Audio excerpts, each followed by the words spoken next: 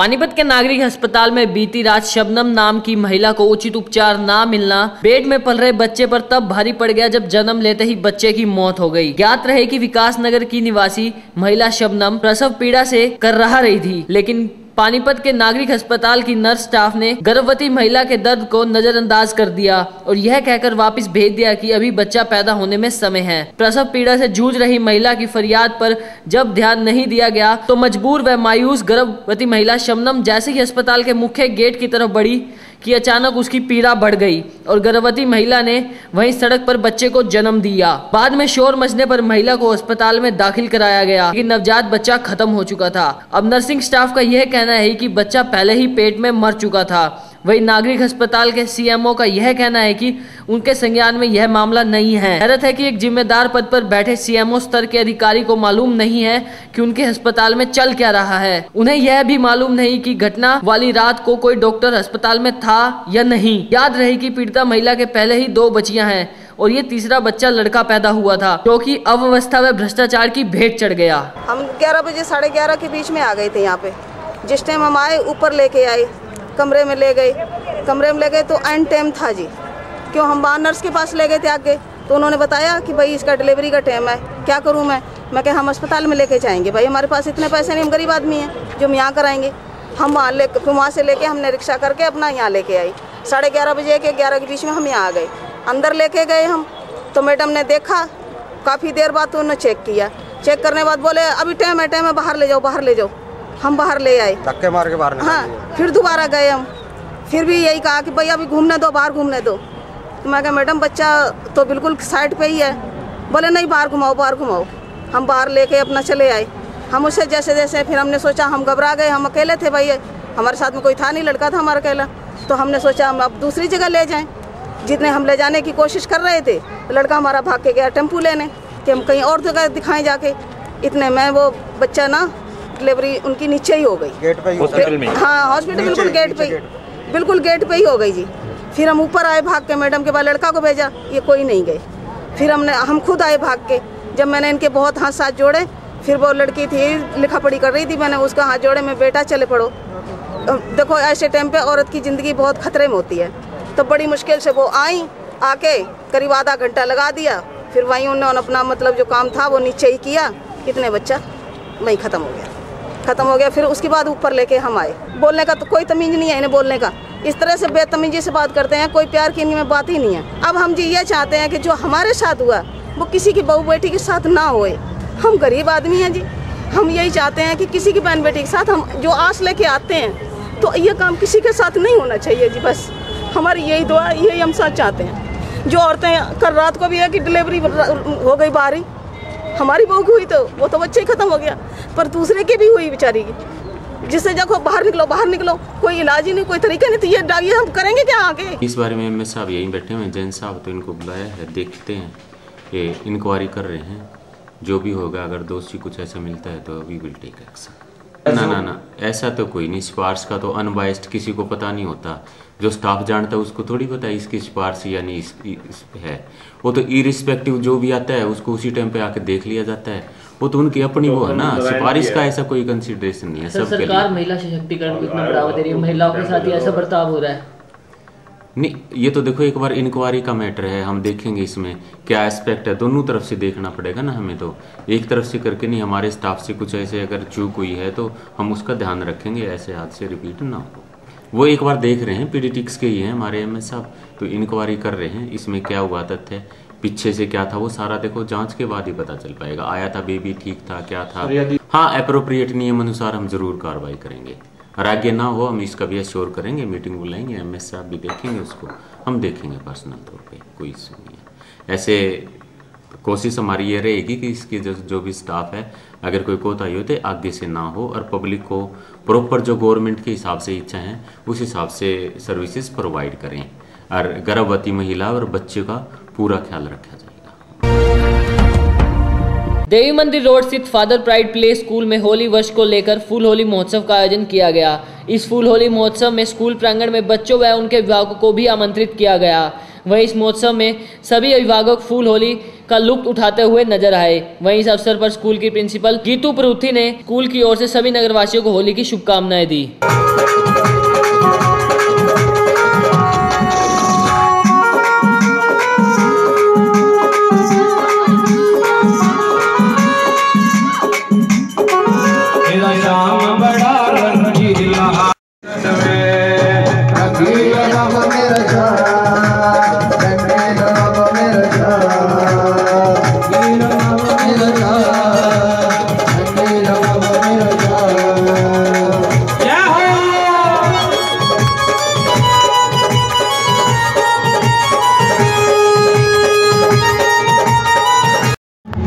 जी Salarganj gate स्थित fathers pride playway में होली के उपलक्ष्य में आज होली का संकीर्तन करवाया गया। इस अवसर पर सभी बच्चों ने अपनी मम्मियों के साथ बहुत एंजॉय किया एवं होली का लुत्फ उठाया। इस अवसर पर गरोंडा से आए सुनील सपड़ा जी ने अपने भजनों से सारा वातावरण भक्तिमय कर दिया। फादर्स प्राइड प्लेवे की तरफ से आप सभी को होली की ढेर सारी शुभकामनाएं। आगामी 24 तारीख को सनौली रोड स्थित काशीगिरी मंदिर में विशाल रक्तदान और स्वास्थ्य जांच शिविर का आयोजन किया जा रहा है। इस रक्तदान व स्वास्थ्य जांच शिविर का आयोजन श्री राधा वल्लभ सत्संग परिवार एवं चैरिटेबल ट्रस्ट की ओर से किया जा रहा है। शिविर की शुरुआत प्रातः 9:30 बजे होगी। इस शिविर में शिशु रोग विशेषज्ञ doctor Navdeep Singla, physician doctor Samar, dietitian Tamanna Narang लोगों के स्वास्थ्य की जांच करेंगे और इस दौरान जरूरतमंद लोगों को दवाइयां भी वितरित की जाएंगी। इस शिविर में विशेष अतिथि के तौर पर पानीपत की उपायुक्त सुमेधा कटारिया, मुख्य अतिथि भाजपा जिला अध्यक्ष प्रमोद विज, विशिष्ट अतिथि वार्ड 8 और वार्ड 9 के पार्षद चंचल सहगल व मीनाक्षी नारंग शिरकत करेंगे। वही इस मौके पर संस्था के सरपरस्त महेश अदलखा ने एक वेंटिलेटर एम्बुलेंस दान देने की घोषणा भी की। इस दौरान ट्रस्ट के चेयरमैन राजकुमार झाम, प्रधान सचिन चुग, महासचिव रवि आहूजा सहित ट्रस्ट के सभी सदस्य मौजूद रहे। ये कैंप 9:30 9:30 बजे सुबह शुरू हो जाएगा।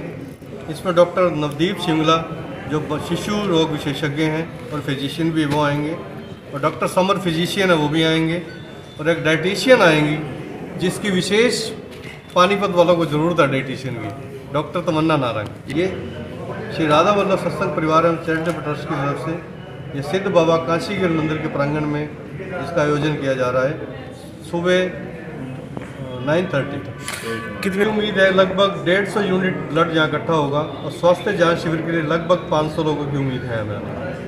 मेरा नाम राजकुमार जाम है। यहाँ ये कैंप जो हमारा है स्वास्थ्य रक्तदान शिविर एवं स्वास्थ्य जांच शिविर ये श्री सिद्ध बाबा काशीगिरी मंदिर में प्रांगण में लगाया जा रहा है इतवार को, रविवार को 24 तारीख को, और सुबह 9:30 बजे का समय है। जो हमारे डीसी मैम है वो आएंगे सुबह 9:30 बजे का। राहगिरी भी सनौली रोड पे है और 9:30 बजे वो आएंगे, इस कार्यक्रम का शुभारंभ करेंगे। उसके बाद हमारे प्रमोद विज जी हैं वो भी आएंगे, और नारंग साहब भी हैं जो पार्षद हैं, और हमारे चंचल सहगल जी भी हैं वो भी आएंगे यहाँ पे। और हमें जो उम्मीद है कि इसमें कम से कम भी 400 से 500 व्यक्ति यहाँ पे आएंगे। स्वास्थ्य अपना निष्काम भाव से हम उनका जांच करेंगे। दिल्ली में आयोजित Mr and Mrs India fest 2019 में पानीपत की दिव्या आर्य ने परचम लहराया है। पानीपत के सेक्टर 12 की रहने वाली दिव्या आर्य ने बताया कि दिल्ली में आयोजित इस प्रतियोगिता में 30 से ज़्यादा प्रतिभागियों ने हिस्सा लिया था और इस प्रतियोगिता में मिसेज कैटेगरी की महिलाओं में उन्होंने यह खिताब जीता है। वहीं दिव्या आर्य ने यह भी बताया कि वह इससे पहले मिसेज हरियाणा का खिताब भी जीत चुकी हैं। पानीपत पुलिस के हाथ एक और बड़ी कामयाबी लगी है। पानीपत पुलिस कप्तान सुमित कुमार ने प्रेस वार्ता कर बताया कि गत दिनों जिला थाना समालखा क्षेत्र के अंतर्गत बसपा नेता सुखदेव निवासी 84 खालसा की बाइक सवार 2 अज्ञात बदमाशों द्वारा गोली मारकर हत्या कर दी गई थी। वारदात के बारे में सूचना मिलते ही आरोपियों की धरपकड़ के लिए उन्होंने तुरंत संबंधित थाना के साथ साथ जिला अपराध शाखा की तीनों टीमों को मौके पर भेजा। CIA 2 की टीम आरोपियों की धरपकड़ के लिए उनके संदिग्ध ठिकानों पर लगातार दबिश कर रही थी। वीरवार सायं CIA 2 team incharge inspector Deepak Kumar की टीम ने गुप्त सूचना के आधार पर दोनों आरोपी अभिजीत उर्फ गोलू व विशाल पुत्र डिकाडला को नामुंडा नहर पुल के पास से एक देसी पिस्तौल सहित काबू करने में बड़ी सफलता हासिल की है। और विस्तृत जानकारी देते हुए बताया कि दोनों आरोपी एक और आपराधिक वारदात को अंजाम देने की फिराक में नामुंडा नहर पुल के पास संदिग्ध रूप में घूम रहे थे। दोनों आरोपी हत्या करने के बाद लगातार अपने ठिकाने बदल रहे थे और कुछ दिनों तक नेपाल में भी छिपे रहे। 22 फरवरी को पिछले महीने समालखा में 84 रोड के ऊपर एक सुखदेव नामक व्यक्ति की गोली मार के हत्या कर दी गई थी, जिसमें CCTV कैमरों को खंगालने के उपरांत 2 व्यक्तियों की शिनाख्त हो पाई थी। उन 2 व्यक्तियों में से एक का नाम अभिजीत एलियस गोलू है, जो कि मूलतः मधुबनी बिहार के रहने वाले हैं, लेकिन काफ़ी सालों से उनका परिवार यहीं समालखा में रह रहा है और उसके जो परिजन है वो मंदिर में पुजारी का काम करते हैं। जो दूसरा उसका साथी था उसका नाम विशाल है, जो कि डिकाडला गांव समालखा का रहने वाला है और फिलहाल इस समय उनका परिवार सोनीपत में टीडिया कॉलोनी में रह रहा है। इन लोगों ने घटना के तुरंत बाद मौका से अपने घर से गायब हो गए थे। CIA 2 के इंचार्ज दीपक को इस केस की जिम्मेदारी सौंपी गई थी और लगातार इनके जो भी ठिकाने हैं या इनके जो भी संगी साथी जो इनको शेयर दे सकते हैं उनके ऊपर रेड की जा रही थी। कल नामुंडा नहर के पास से CIA 2 इंचार्ज की टीम ने इनको गिरफ्तार करने में सफलता प्राप्त की है। मैं आपकी जानकारी के लिए बता दूं कि ये दोनों व्यक्ति पीछे इनका पुराना आपराधिक रिकॉर्ड रहा है। विशाल के ऊपर 395, 397 अर्थात डकैती के मुकदमे और 307 के मुकदमे दर्ज हैं और अभिजीत एलियस गोलू के ऊपर सेक्शन 326 धारदार हथियार से किसी चोट मारने के मुकदमे दर्ज हैं। ये दोनों अपराधी इस वक्त बेल पे थे जब इन्होंने घटना को अंजाम दिया है। इन बिटवीन ये अपना ठिकाना बदल के पुलिस से बचने के लिए नेपाल भी भागे थे, लेकिन पुलिस के लगातार कार्रवाई के चलते कल इन लोगों की गिरफ्तारी संभव हो पाई है। इनकी गिरफ्तारी के लिए माननीय पुलिस महानिदेशक हरियाणा के द्वारा इन आम जन से इनकी गिरफ्तारी में मदद के लिए 50,000 रुपये इनकी गिरफ्तारी के इनाम की घोषणा भी की गई थी, जो कि कल दोनों अभियुक्त जो कि मोस्ट वांटेड कैटेगरी में थे और 50,000 रुपये के 50,000 के नामी बदमाश थे, उनका गिरफ्तार करने में सफलता प्राप्त की है। इन्होंने क्यों मर्डर किया था, उसका क्या कारण था? ये अभिजीत एलियस गोलू का मृतक के परिवार के साथ करीब 2.5 साल पहले किसी विषय पे कहासुनी हुई थी और उसी कहासुनी के चलते घटना से 7-8 दिन पहले दोबारा इनके आपस में कहासुनी झगड़ा हुआ था, जिसके चलते एक साजिश और सुनियोजित योजना के तहत इन्होंने गोली मार के उसकी हत्या की है। रिकवरी हुई है? अभी इनके द्वारा जो घटना में प्रयुक्त हथियार हैं उनको बरामद किया जा रहा है। आज माननीय न्यायालय के सम्मुख इनको पेश करके इनका पुलिस रिमांड हासिल किया जाएगा। उसके उपरांत जो भी घटना में प्रयुक्त हथियार हैं उसमें एक हथियार पुलिस के द्वारा बरामद किया जा चुका है, जो दूसरा हथियार है उसकी पुलिस रिकवरी करेगी और जो इनके अन्य साथी हैं जिन्होंने करीब 1 महीने में जहाँ जहाँ इन्होंने शय ली है या पुलिस से बचाने में इनकी मदद की है, उनके खिलाफ भी पुलिस कार्रवाई अमल में लेके आएगी। बीते दिन दिल्ली की ओर जाते हुए हरियाणा के मुख्यमंत्री मनोहर लाल खट्टर अचानक पानीपत में रुके। मुख्यमंत्री के पानीपत पहुंचने की सूचना मिलते ही शहरी विधायक रोहिता रेवड़ी और ग्रामीण विधायक महिपाल डांडा स्काईलार्क पहुंचे। पत्रकारों से बातचीत में मुख्यमंत्री ने सबसे पूर्व सभी को होली की शुभकामनाएं दी और चुनाव पर बोलते हुए कहा कि आगामी चुनावों में विभिन्न धारणाओं के लेकर काफी नेता आपके बीच में आएंगे, लेकिन आप इस चुनाव में अपनी सोच समझ के साथ हिस्सा लें। वहीं पानीपत की जनता की लोकसभा चुनाव में लोकल कैंडिडेट की मांग पर बोलते हुए मुख्यमंत्री ने कहा कि यह फैसला पार्टी की हाईकमान का है। बहुत बधाई आपको, होली की बहुत बहुत बधाई। इस होली के अवसर पर सब लोग आपस में सौहार्द बनाकर रखें, सब लोग भाईचारा बना के रखें और खास करके अब ये जो चुनाव आ रहा है, चुनाव में भले ही विभिन्न विचारधाराओं को लेकर के बहुत से लोग मैदान में उतरेंगे, समाज के अंदर आपस में छोटी मोटी बातों को लेकर के कहीं ना कहीं आलोचनाएं भी जरूर होती होंगी, लेकिन सद्भावना भाईचारा बनाकर रखना ये हम सबका काम है।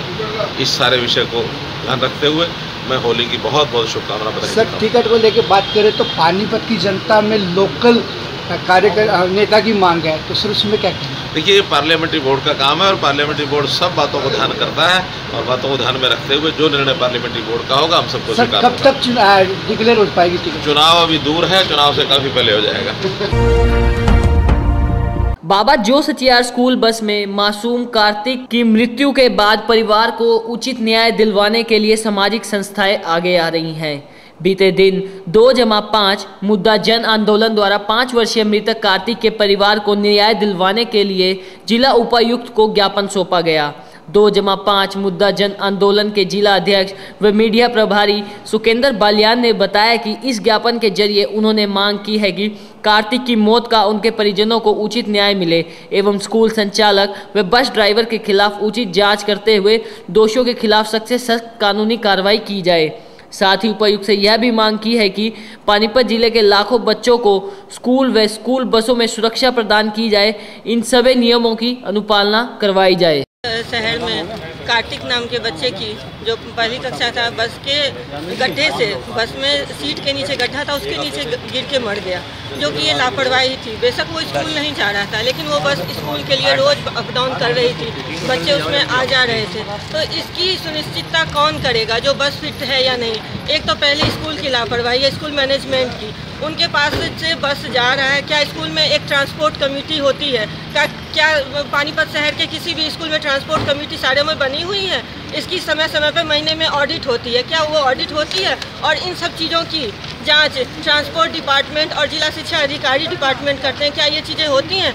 आज अगर ये सब चीज़ें समय समय पर अपने जो ये संस्थाएं बनी हुई हैं, जो भी डिपार्टमेंट्स बने हुए हैं, ये अगर अपना काम करे तो हमारा बच्चा इस तरह से नहीं मरता। और हमारे अभिभावकों की भी गलती है, बस स्कूल भेज दे के निश्चिंत हो जाते हैं। ये कभी नहीं, पीटीएम में जाएंगे बच्चा क्या पढ़ता है ये देखेंगे, लेकिन ये नहीं देखेंगे बच्चा कैसे माहौल में जा रहा है, कैसे बस में जा रहा है, उसको ठूस ठूस के भेज रहे हैं। बच्चे को पढ़ा लेना, पहले बचा लोगे तब तो पढ़ाओगे। इसलिए बच्चे की सुरक्षा अब सबसे पहली जिम्मेदारी है। बच्चों के साथ गलत हरकतें हो रहे हैं समाज में, इन चीज़ों के लिए कौन आगे आ गया? कार्तिक की मौत हो गई।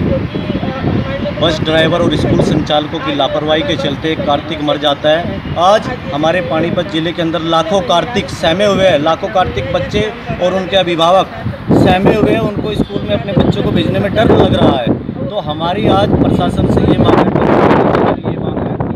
कि कार्तिक और उसके परिवार को न्याय मिले और जल्द से जल्द स्कूल प्रशासन को और जो उसका संचालक है और ड्राइवर है उसको तुरंत गिरफ्तार किया जाए और उसको न्याय दिलाया जाए। और जितने भी शिक्षा नियम बने हुए, सुरक्षा नियम बने हुए, उनकी जांच तुरंत प्रभाव के साथ अमल में लाई जाए। हरियाणा प्राइम न्यूज को सब्सक्राइब करें,